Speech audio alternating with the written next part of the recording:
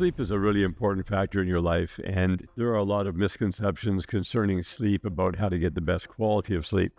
Some people take melatonin, for example, before they go to sleep, and that's a brain hormone that you don't want to have to take any of because you want your body to produce it. And your body will kick into melatonin production when the circadian of the rhythm changes on the earth, say around 10 o'clock at night, and you start to feel tired. Well, let the melatonin do its work at that point. If you don't go to sleep right at that time, you'll get your second wind, which you don't want, because that will rob you of very valuable sleep before midnight. You just want to make sure your autonomic nervous system is geared in, because if your autonomic nervous system is still stuck in sympathetic stress, you're just not going to have a deep quality enough sleep.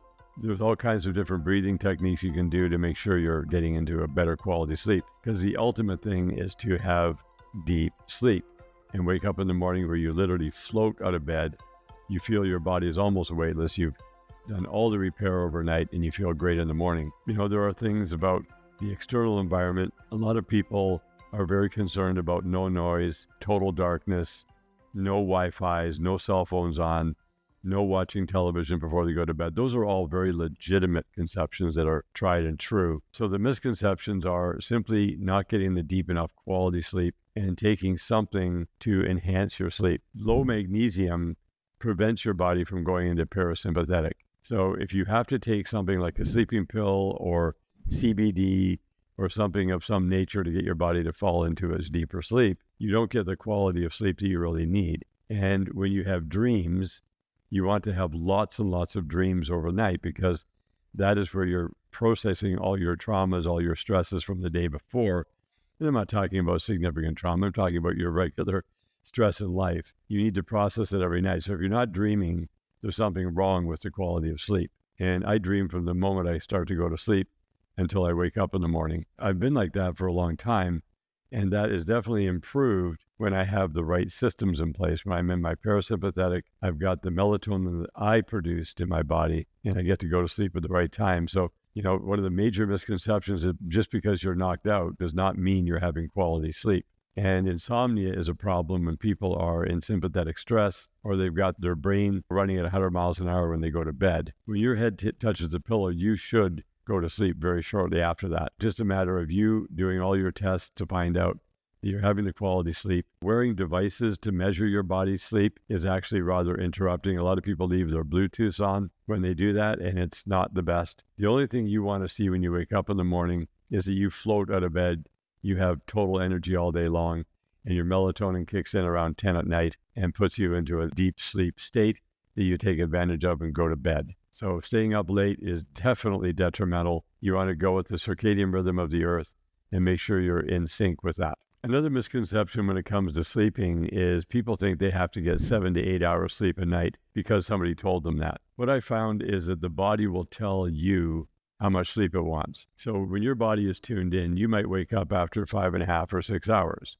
Let your body wake up. You know, maybe go out and do some things, do some meditation, do some journaling. You know, if you wake up at 4 in the morning, that's a prime time to do some of that mental work and that spiritual work. And then if your body gets tired again, say around 6 o'clock, it's fine. Go back and sleep for an hour. And during the day, a lot of people shy away from naps. But if your body is telling you, hey, I need a nap, maybe you have used a massive amount of bandwidth with your brain during the day and you've expended a ton of energy, and your body's telling you, hey, I want to get some rest here. Go lay down, set your alarm for 30 minutes or 45 minutes and get some deep rest. Even if you just close your eyes and don't go into a deep sleep, you probably will though.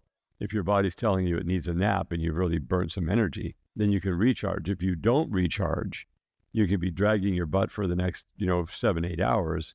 You could have had a 30-minute recharge and been fully awake and energized for the next 7, 8 hours. So listen to your body. The most important thing, don't listen to everybody else. Listen to your body and do what your body's requesting.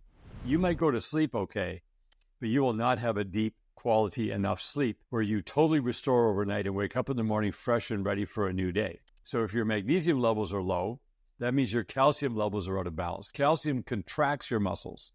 So if your muscles are contracting, that's affecting your brain function. And when you go to bed at night, you should be sleeping within 15 seconds. Now, I'm down around 5 to 6 hours sleep per night because that's all I need. I get so much restorative sleep, it's incredible. Now, if you have trouble falling asleep as well, just do some basic rhythmic breathing for about 5 minutes and you're going to drift off into the Netherlands. And all you do is just breathe in through your nose gently to the count of 5, in through your nose, and then very smoothly, gently out through your mouth to the count of 6. And when you do that for 5 minutes, but probably before the 5 minutes, you'll be crashed. And then you just fall asleep and go into your regular sleep rhythmic breathing. What that does is it puts your autonomic nervous system into parasympathetic mode within 30 seconds. So you have two systems. You have your sympathetic stress, which is where you get your activities done through the day, and you have your parasympathetic, which allows you to rest and digest. So that's one way to kick yourself into a parasympathetic system. Within 30 seconds, you'll be there. Just make sure you're prepping for a very deep delta sleep where you go into other worlds and dream and have great REM sleep and great restorative sleep.